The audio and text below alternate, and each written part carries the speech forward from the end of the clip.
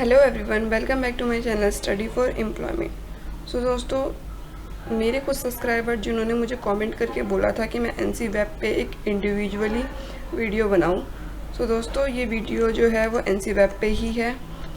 तो क्या है एनसी वेब, किस तरह इसमें एडमिशन ले सकते हैं, कौन से लोग इसमें एडमिशन ले सकते हैं, क्या क्राइटेरिया है, क्या फ़ीस स्ट्रक्चर है, ये सारी बातें हम जानेंगे इस वीडियो में। तो चलिए शुरू करते हैं। सबसे पहले बात की जाए एनसी वेब की, तो एनसी वेब जो है वो दिल्ली यूनिवर्सिटी का एक पार्ट है। दिल्ली यूनिवर्सिटी बेसिकली क्या होता था कि जब दिल्ली यूनिवर्सिटी की कट ऑफ बहुत हाई जा रही थी और उसमें कुछ ही बच्चे एडमिशन ले पाते थे, तो उस समय जो एनसी वेब निकाला गया। एनसी वेब निकालने का मकसद ये था कि जो भी वुमेन जो कट ऑफ जिनकी हाई जा रही है, वो स्टडी नहीं कर पा रही हैं या फिर कुछ अनदर कोर्स कर रही हैं, उनके लिए ये एनसी वेब था। तो एनसी वेब जो है उसकी जो फुल फॉर्म है वो है non collegiate women education board, यानी NCWEB वेब। इसमें जो ये कॉलेज है, ये पर्टिकुलर इसका कोई कॉलेज नहीं है, यानी इसमें जो भी आप DU के रेगुलर कॉलेजेस में पढ़ते हैं उसी में आप सभी की इनमें क्लासेस लगती हैं। सबसे पहले बात कर ली जाए इसमें कौन लोग एडमिशन ले सकते हैं, तो मैं आपको बता दूं कि जो एनसी वेब है ये ओनली फॉर गर्ल्स है। इसमें कोई भी बॉय या मेल कैंडिडेट इसमें एडमिशन नहीं ले सकता है। ये सिर्फ गर्ल्स के लिए ही स्टार्ट किया गया था, और गर्ल्स में भी उन लोगों के लिए जो दिल्ली से बिलोंग करती हैं, जो दिल्ली NCR से बिलोंग करती हैं, उनके लिए ही ये फैसिलिटी है। यानी कोई अदर स्टेट के लोग इसमें एडमिशन नहीं ले सकते। अगर आपके पास दिल्ली का प्रूफ है तभी आप इसमें एडमिशन ले सकते हैं, अदरवाइज इसमें आप एडमिशन नहीं ले सकते। सो दोस्तों, क्या इसकी एलिजिबिलिटी क्राइटेरिया है, चलिए ये भी देख लेते हैं। सबसे पहले बता दूं मैं आपको कि जो दिल्ली यूनिवर्सिटी है वो UG कोर्स भी प्रोवाइड करती है और PG भी। तो जो UG कोर्स प्रोवाइड करती है वो आपका जो है वो मेरिट बेस पे होता है। तो ये जो UG कोर्स जो आपको प्रोवाइड करती है वो आपका मेरिट बेस पे होगा, यानी जो भी आप 12th के बाद जब आप क्लियर कर लेते हैं अपनी 12th, उसके बाद आप इसमें ग्रेजुएशन के लिए एडमिशन ले सकते हैं। ग्रेजुएशन में ये आपको सिर्फ 2 ही कोर्स प्रोवाइड करती है, एक है BA और एक है BCom।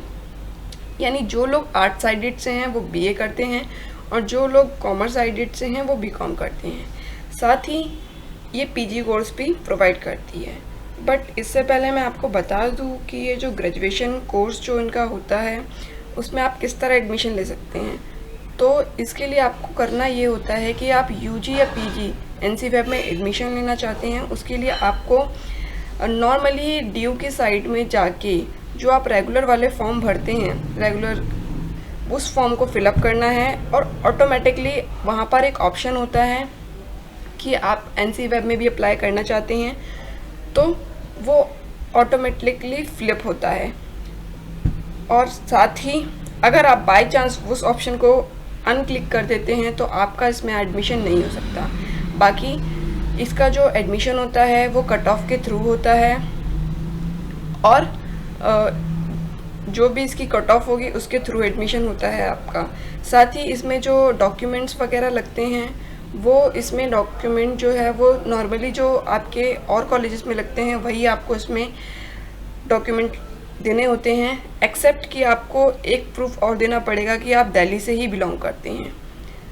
तो अब मैं आपको बता दूं कि ये जो PG कोर्स भी प्रोवाइड करवाते हैं,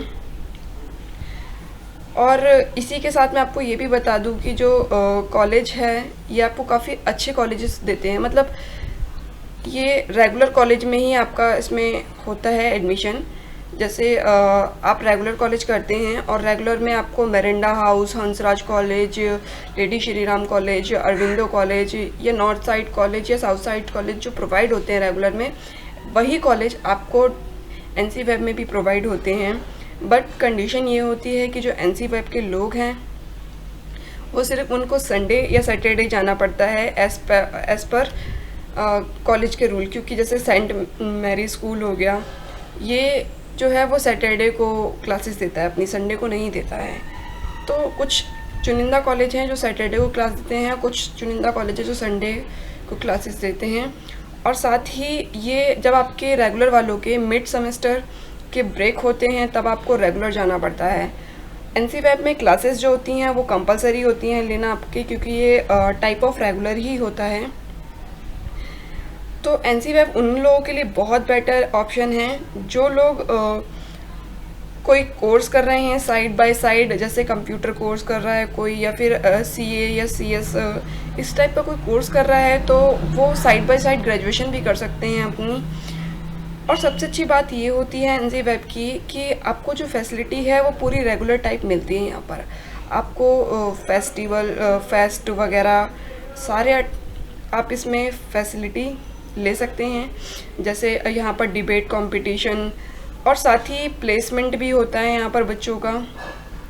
और एक चीज़ और बता दूँ मैं आपको कि जो 12th क्लास में जिन्होंने एनसीसी ज्वाइन की होती है और वो ये सोचते हैं कि जो रेगुलर में, अगर आप रेगुलर में एडमिशन लेते हैं तभी आप एनसी वेब में एनसीसी में एडमिशन आप ले सकते हैं, अदरवाइज़ आपका एनसीसी बेकार चला जाएगा, क्योंकि आप अगर एसओएल में ले रहे हैं तो एनसी वेब वालों का ऐसा कोई रूल नहीं है। एनसी वेब में आप एडमिशन लेते हैं तो आप जो है वो एनसीसी में भी एडमिशन ले सकते हैं। मतलब एनसीसी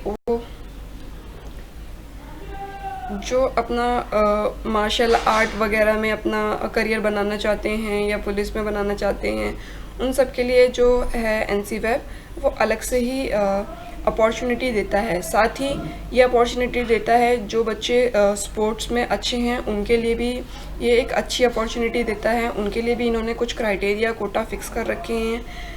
साथ ही इनमें कुछ डिबेट कंपटीशन, कुछ फेयरवेल पार्टीज़, कुछ फ्रेशर पार्टीज़ भी होती हैं। सो इन्होंने 2 कैटेगरी में यहाँ पर एडमिशन का मोड बांटे हुए हैं। पहला है मेरिट बेस और दूसरा है एंट्रेंस बेस। तो मेरिट बेस के लिए उन्होंने 50% सीटें जो हैं वो रिज़र्व कर रखी है और 50% जो रिमेनिंग है वो एंट्रेंस बेस पे इन्होंने सीटें रिज़र्व कर रखी हैं। मेरिट बेस के लिए ये उन्हीं लोगों का एडमिशन हो सकता है मेरिट बेस पे जिन लोगों ने अपनी जो डिग्री है, ग्रेजुएशन की डिग्री, वो दिल्ली यूनिवर्सिटी से की हो। यहाँ मैं एक चीज़ और बता दूँ, जिन्होंने बैचलर अपनी एनसी वेब से की है और वो इसमें एडमिशन लेना चाहते हैं मेरिट बेस पे, तो उनका एडमिशन हो जाएगा मेरिट बेस पे, क्योंकि एनसी वेब जो है वो दिल्ली यूनिवर्सिटी का ही पार्ट है।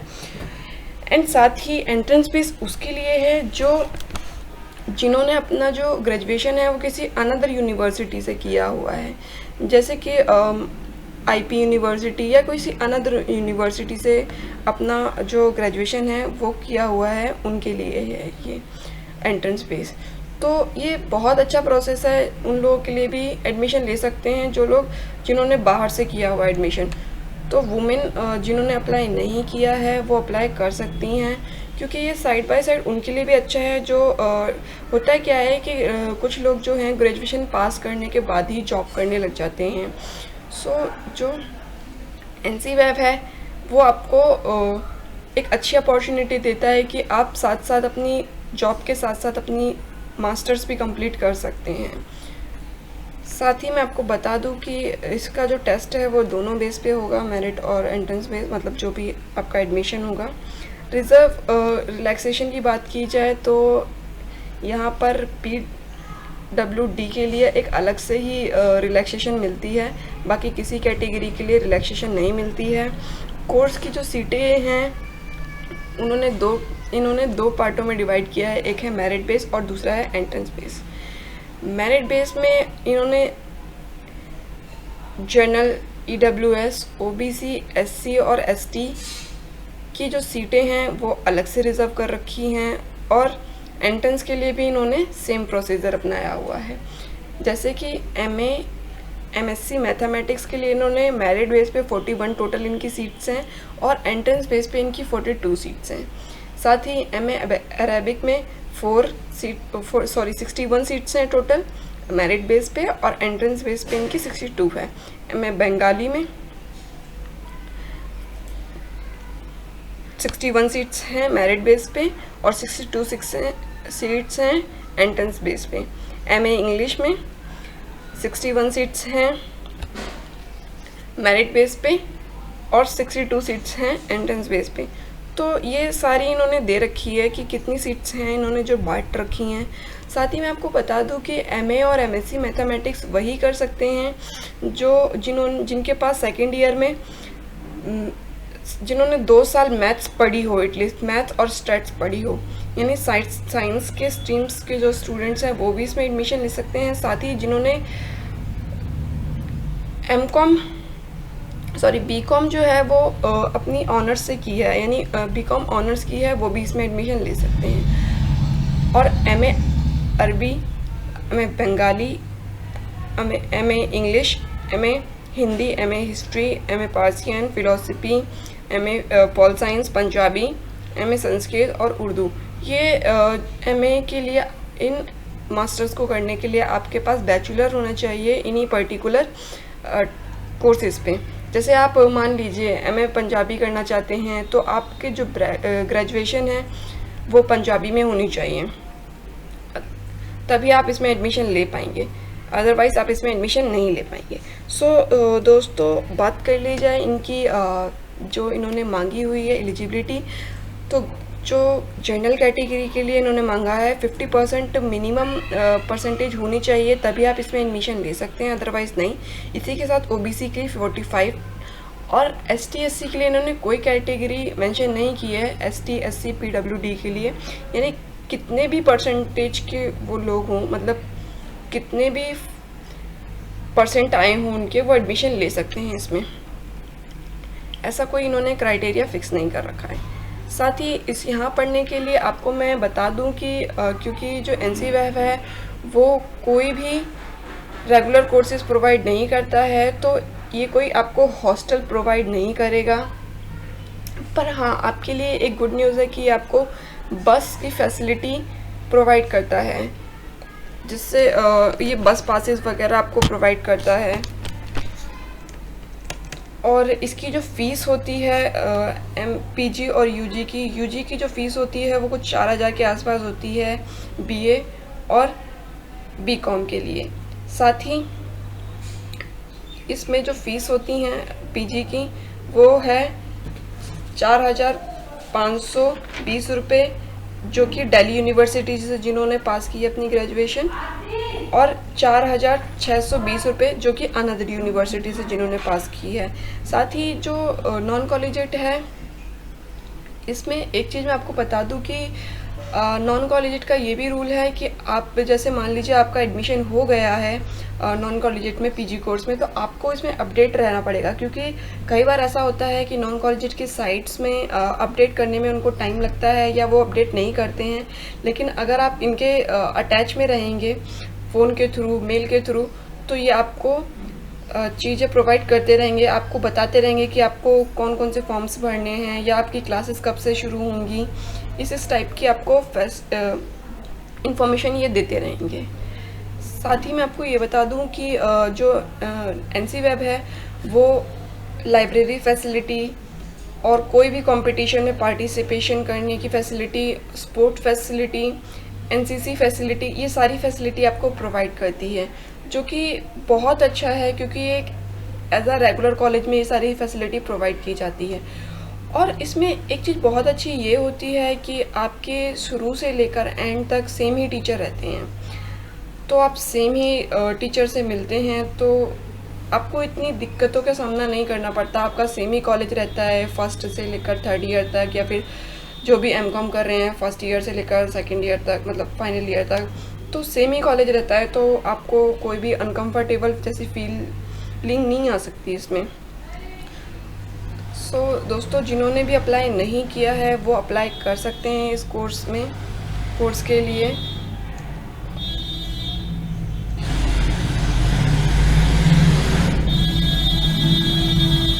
और एक चीज़ मैं बता दूं आपको कि ये कुछ रिफ़ंड भी देती है, यानी कुछ जैसे OBC वगैरह या SC ST के लिए फॉर्म्स भरते हैं तो उनको कुछ फ़ीस वगैरह भी मिलते हैं, इसकी कुछ पैसे रिफ़ंड करती हैं ये। इसके लिए आपको एफिडेविट्स वगैरह बनानी पड़ती हैं, या आप पर्टिकुलर जाके ऑफिस में पता कर सकते हैं इसके बारे में। सो इसी के साथ मेरी वीडियो अगर आपको पसंद आई तो आप इसे लाइक करें, सब्सक्राइब करें और शेयर करना ना भूलें। Thank you so much for watching this video.